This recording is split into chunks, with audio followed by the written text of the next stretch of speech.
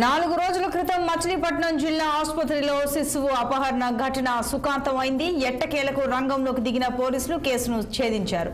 శిశువును సురక్షితంగా తల్లి ఒడిలోకి చేర్చారు కృష్ణా జిల్లా పోలీసులు. కేసును త్వరగా పరిష్కరించిన కృష్ణా జిల్లా పోలీసులను ప్రజలు అభినందించారు.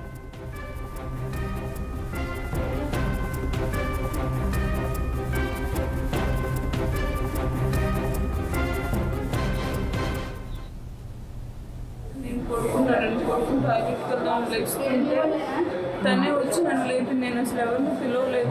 నాకు నొప్పి లేపి నేను వెళ్తుంటే ఏం కావాలని అడిగి మగ్గుమంటే ఇచ్చింది. నేను టాయిలెట్కి వెళ్ళొచ్చా పిల్లోడి దగ్గర నుంచుని ఇంకా వెళ్ళిపోయింది తను. నేను పిల్లోడి దగ్గర పడుకున్నాను, నిద్రపోయాను. ఇంక నిద్రపోయాను, లేడు. మా అమ్మ లేచి బావేడు లేడు, బయటకు వచ్చేసిన కదా. మనకి 8వ తారీఖుని ఇక్కడ డెలివరీ కోసం హాస్పిటల్లో జాయిన్ అయింది. 9వ తారీఖుని బేబీ బాయ్కి జన్మనిచ్చింది. ఆ అబ్బాయిని ఈరోజు అంటే ఎర్లీ మార్నింగ్ అవర్స్ 1:30 అవర్స్కి కిడ్నాప్ చేయడం జరిగింది. ఒక అమ్మాయిని స్కూటీ మీద ఒక అబ్బాయిని తీసుకుని వచ్చి కిడ్నాప్ చేయడం జరిగింది. దాన్ని మనం త్వరితగతిన మా ఎస్పీ గారి సూచన మేరకు మొత్తం జిల్లా అంతా అలర్ట్ చేసి బీట్లన్నీ అలర్ట్ చేసి మొత్తం ట్రేస్ చేయడం జరిగింది. ఇంగ్లీష్ పరంగా ఆ అబ్బాయి చంద్రబాబుని తీసుకుపోయిన అమ్మాయి దగ్గర రికార్డ్ చేయడం. అక్కడ ఏం చేస్తుంది సార్ అమ్మ?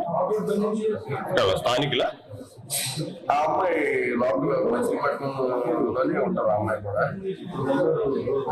కారణాలకు సంబంధించిన వివరాలన్నీ కూడా ఇంకా తెలుసుకుని ఇచ్చాము. అంటే ఎంత వ్యవధిలో మీరు పట్టుకున్నారు సార్? కరెక్ట్ గా మాకు ఇన్ఫర్మేషన్ వచ్చింది. 2:30 కల్లా ఇన్ఫర్మేషన్ వచ్చింది. మేము 1 to 5 అంటే 2 hours లో 4 రోజుల క్రితం మచిలీపట్నం జిల్లా ఆసుపత్రిలో శిశువు అపహరణ ఘటన సుఖాంతమైంది. ఎట్టకేలకు రంగంలోకి దిగిన పోలీసులు కేసును ఛేదించారు. శిశువును సురక్షితంగా తల్లి ఒడిలోకి చేర్చారు కృష్ణా జిల్లా పోలీసులు. కేసును సత్వరంగా పరిష్కరించిన కృష్ణా జిల్లా పోలీసులను ప్రజలు అభినందించారు. మరింత సమాచారం మా విజయవాడ ప్రతినిధి కృష్ణ అందిస్తారు. కృష్ణ, పోలీసులు ఈ కేసును ఎలా ఛేదించారు, వివరాలేంటి? Good morning Santosh. ఈ రోజు తెల్లవారుజాము ఏదైతే ఈ కృష్ణా జిల్లాలో ఉన్నటువంటి మచిలీపట్నం ప్రభుత్వ వైద్యశాలలో అయితే ఒక శిశువు అయితే మగ శిశువు అపహరణతో గురైంది. ఏదైతే చిత్తూరు స్వరూపారాణి అనే అంటే కృష్ణా జిల్లాలో ఉన్నటువంటి శ్రీకాకుళం గ్రామానికి చెందినటువంటి చిత్తూరు స్వరూపారాణి గత 4 రోజుల క్రితం మచిలీపట్నంలోని ప్రభుత్వ వైద్యశాల అంటే గైనకాలజీలో వార్డులో అయితే తను ఒక మగ శిశువును అయితే జన్మించింది. ఈ నేపథ్యంలో ఈ రోజు తెల్లవారుజామున 1:30-2 మధ్య ప్రాంతంలో అయితే నర్సు వేషంలో ఉన్న ఒక మహిళ అంటే గుర్తుపడిన ప్రస్తుతానికి అయితే ఇంకా ఆమె ఎవరు ఏమిటనే విషయాల్లో పోలీసులు అయితే ఆ పనిలో ఉన్నారు.